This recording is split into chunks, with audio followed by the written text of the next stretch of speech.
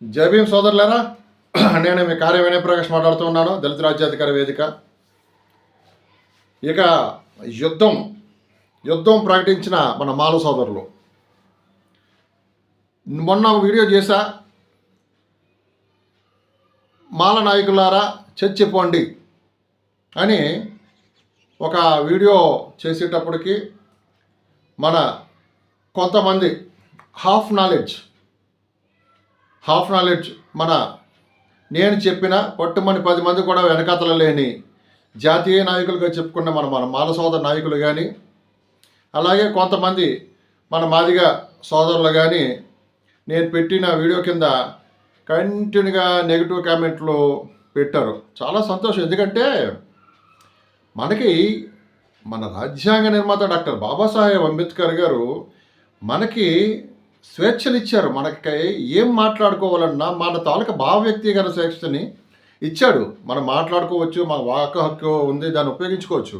So నా point of వ్యూలో నేను చెప్పిన ఆ వీడియోలో చెప్పింది ఏంటి, ఎవరిని జడ్జిమెంట్ని కానీ నిన్నగాక మొన్న వచ్చిన సుప్రీంకోర్టు జడ్జిమెంట్ని నేను మాట్లాడకుండా, ఆ పరిధిలోకి వెళ్లకుండా, మన మాదిగ సోదరులని కనీసం నేను ఏమీ అనకుండా, మాల సోదరులారా నాయకత్వం వెనకాల మన దగ్గర ఎవరో లేకపోయినా మన నాయకత్వం అని నాయకులుగా మనము చలామణి అవుతున్నాం కదా, ఇవన్నీ మానేసి అందరం కలిపి ఒక జాతీయ స్థాయికి నాయకుడినో ఒక రాష్ట్ర స్థాయి నాయకుడినో మనం ముందుండి నడిపిద్దాము అని ఒక వీడియో చేసేటప్పటికి పాపం చాలామందికి నేను చెప్పిన ఆ కేటగిరీలో ఉన్న కొంతమంది జాతీయ స్థాయిలో ఉన్న కొంతమంది 10 మంది లేని మాల నాయకులు నన్ను కంటిన్యూగా ట్రోల్ చేయడం మొదలుపెట్టారు. చాలా సంతోషం. నో ప్రాబ్లం, ఎందుకంటే మన అది జరుగుతూనే ఉంటుంది. సరే, నిన్న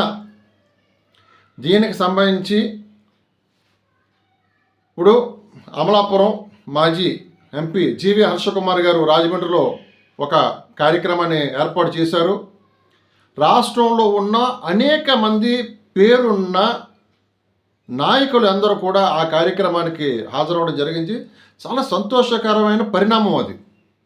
ముందుగా హర్షకుమార్ గారు అంటే ఇప్పటి వరకు హైకోర్టులో గత 30 సంవత్సరాలుగా జరుగుతున్న ఈ వర్గీకరణకు సంబంధించిన వ్యవహారంలో నడిపిస్తున్న మల్లెల వెంకట్రావు గారు ఎలాగైతే ముందు నడిపిస్తూ ఉన్నారో, ఈ జడ్జిమెంట్ వచ్చిన తర్వాత ఒక భారీ స్థాయి కార్యక్రమాన్ని హర్షకుమార్ గారు ఏర్పాటు చేయడం, దానికి అందరూ కూడా స్పందించి అక్కడ రావటం జరిగింది.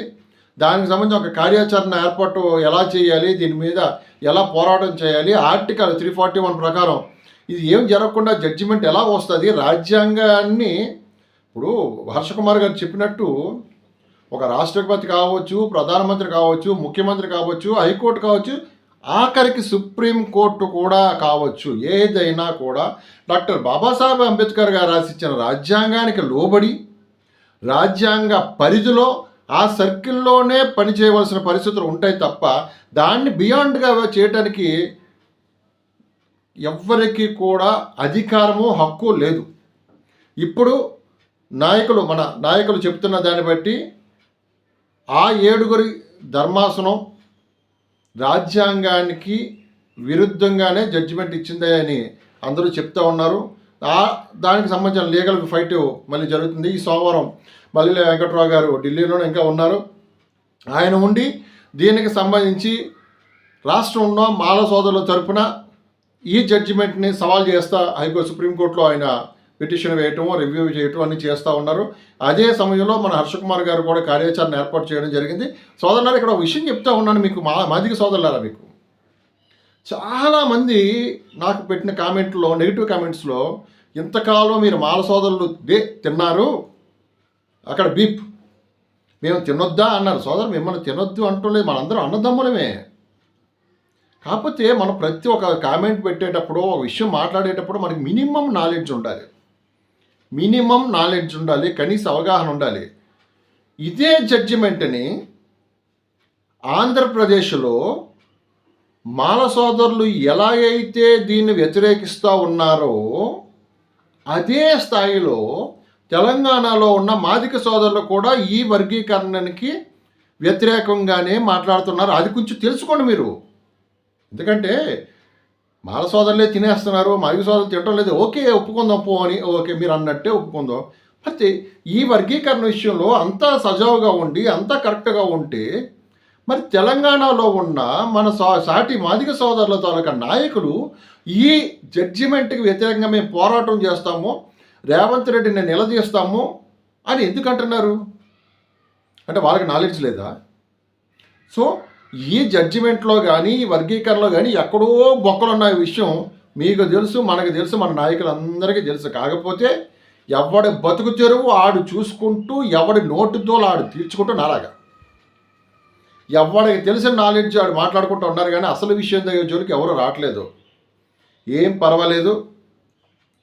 ఇప్పుడు హర్షకుమార్ గారు, మల్లెల వెంకట్రావు గారు ఎలాగైతే ఇలా ఉన్నారో, మన అన్నవరపు కిషోర్ అన్న కూడా ఒక స్టేట్మెంట్ ఇవ్వడం జరిగింది. ఈ వర్గీకరణకు సంబంధించి ఈ జడ్జిమెంట్లో లోటుపాట్లు ఉన్నాయని ఆయన చెప్పాడు.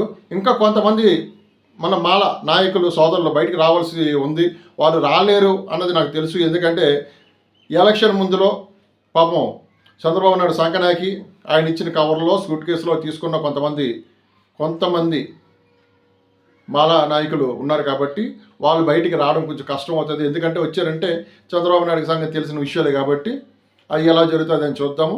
ఏది ఏమైనా ఈ వర్గీకరణ విషయంలో వచ్చిన జడ్జిమెంట్లో మళ్ళీ ఇంకో విషయం చెప్తా.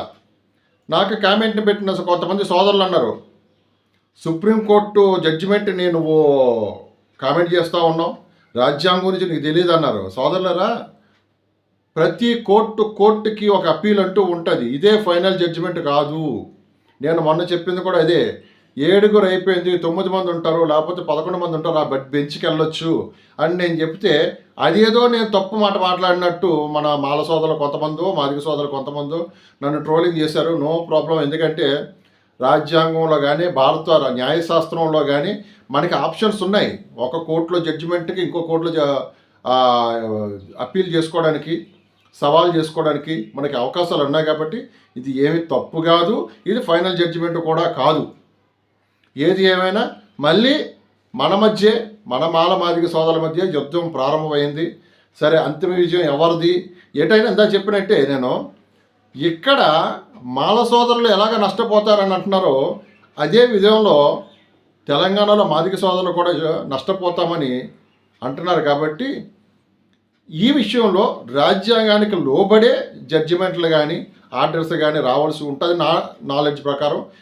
ఇప్పుడు జరగబోయే హర్షకుమార్ గారు, మల్లెల వెంకట్రావు గారు, మిగతా సోదరులు, ఎందుకంటే ఈ రాజమండ్రిలో జరిగిన మీటింగ్కి ఎంతోమంది పెద్ద పెద్ద మాల నాయకులు వచ్చారు. చాలా సంతోషం సోదరులు, మీ అందరికీ కూడా జైభీము. అందరూ కూడా ఈగో అన్నది పోకుండా ఎవరో ఒకరి నాయకత్వంలో అందరం కూడా ముందునే నడుద్దాము. జరగబోయేది ఏం జరుగుతుంది అన్నది రాజ్యాంగానికి, చట్టాలకి వదిలి మన సోదరులను గౌరవించుకుంటూ మన పోరాటం మనం చేసుకుందాం. జై భీమ్, మీ కార్యం వినయ్ ప్రకాష్.